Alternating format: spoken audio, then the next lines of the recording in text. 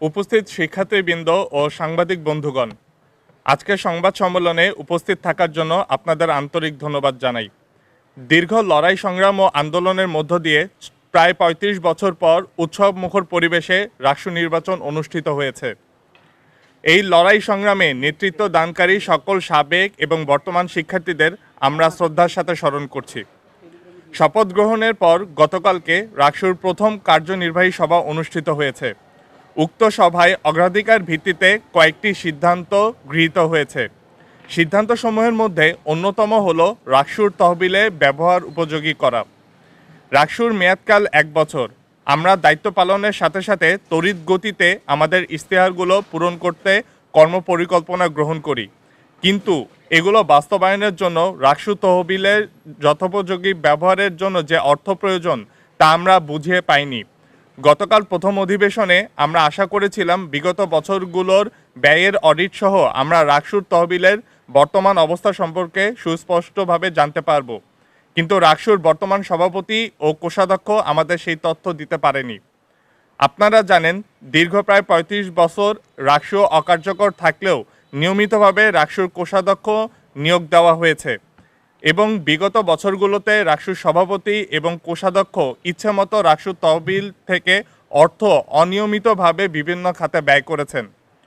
গতকালকের অধিবেশনে এই অর্থ কে কোথায় কিভাবে ব্যয় করেছেন এবং কিভাবে ফেরত আনা যায় এ সম্পর্কিত একটি কমিটি গঠন করা হয়েছে। এই কমিটি আগামী 15 কার্যদিবসের মধ্যে তাদের কাজ সম্পন্ন করবেন। আমরা এখন পর্যন্ত এই কমিটির উপরে আস্থা রাখতে চাই। একই সাথে গতকালকের সভায় আরও বেশ কিছু বিষয়ে সিদ্ধান্ত গ্রহণ করা হয়, যেমন সামাজিক বিজ্ঞান বিভাগের শিক্ষার্থী সাইমার পরিবারের জন্য ক্ষতিপূরণ এবং বিভাগের পক্ষ থেকে যে 4 দফা দাবি দেওয়া হয়েছিল সেগুলো দ্রুত বাস্তবায়নের জন্য সিদ্ধান্ত গ্রহণ করা হয়।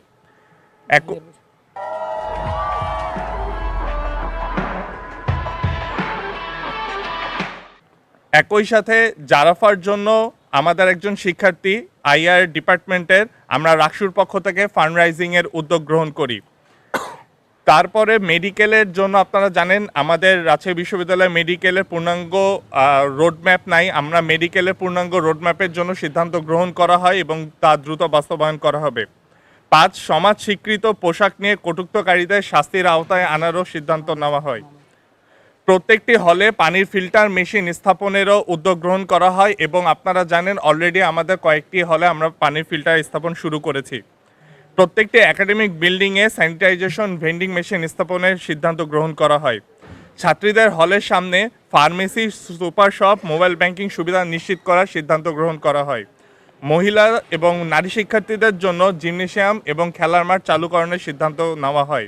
হল এরিয়া, একাডেমিক ভবন, সুবেনিয়ার শপে এবং আমাদের অন্যান্য গুরুত্বপূর্ণ জায়গাগুলোতে উচ্চ গতিসম্পন্ন ইন্টারনেট ব্যবস্থা নিশ্চিতকরণ করা হয়। আন্তঃহল বিতর্ক আয়োজনের সিদ্ধান্ত গ্রহণ করা হয় এবং ক্লিন ক্যাম্পাস কর্মসূচি এবং আমাদের বিশ্ববিদ্যালয়ের যে আবর্জনা এবং জঙ্গল রয়েছে সেগুলো পরিষ্কারের সিদ্ধান্ত গ্রহণ করা হয়। আমরা আশাবাদ ব্যক্ত করছি আগামী 1 মাস অর্থাৎ এই নভেম্বর মাসের মধ্যেই আমরা এই সকল কার্যক্রম শেষ করতে পারবো এবং একই সাথে আমাদের রাকসু তহবিলের যে দীর্ঘ 35 বছরের হিসাব, সেই হিসাব বিশ্ববিদ্যালয় প্রশাসন আমাদের অতি শীঘ্রই আমাদের কাছে সুস্পষ্টভাবে ব্যাখ্যা করবে। আজকের এই সংবাদ সম্মেলনে উপস্থিত থাকার জন্য আপনাদের সকলকে ধন্যবাদ জানিয়ে আমার এই প্রেস রিলিজ শেষ করছি। পর্যন্ত টোটালি হিসাব নাই তাদের কাছে, তারা আমাদের কাছে যেটা জানাইছে এবং ভাই যেটা বলছে যে 2 এফডিআর ওই যে 1,82,00,000 টাকা, এটা তো খুব স্বাভাবিক ব্যাপার। এবং ভাইও বললেন যে মুজিব শতবর্ষ পালনে 12 লক্ষ টাকা তারা নিয়েছে বিভিন্ন মেয়াদে, 3 মেয়াদে তারা টাকা নিছে, যেটার এখন পর্যন্ত কোনো ধরনের হদিস নাই। তো অবশ্যই আর ভাই একটা প্রশ্ন করতেছিলেন যে এখানে এই কার্যক্রমগুলো মাসে এই কার্যক্রমগুলো করতে আমাদের সমস্যা হবে কিনা। দেখেন, রাকসু তহবিলের যেহেতু তদন্ত কমিটি গঠন হয়েছে 15 কার্য দিবসে, এটা ব্যাহত হওয়ার কথা না। সমাজবিজ্ঞানের বিভাগের শিক্ষার্থী সাইমাপুর ব্যাপারটাও সেম ব্যাপার, যে এইটা রাকসু ফান্ডের সাথে সংশ্লিষ্ট না।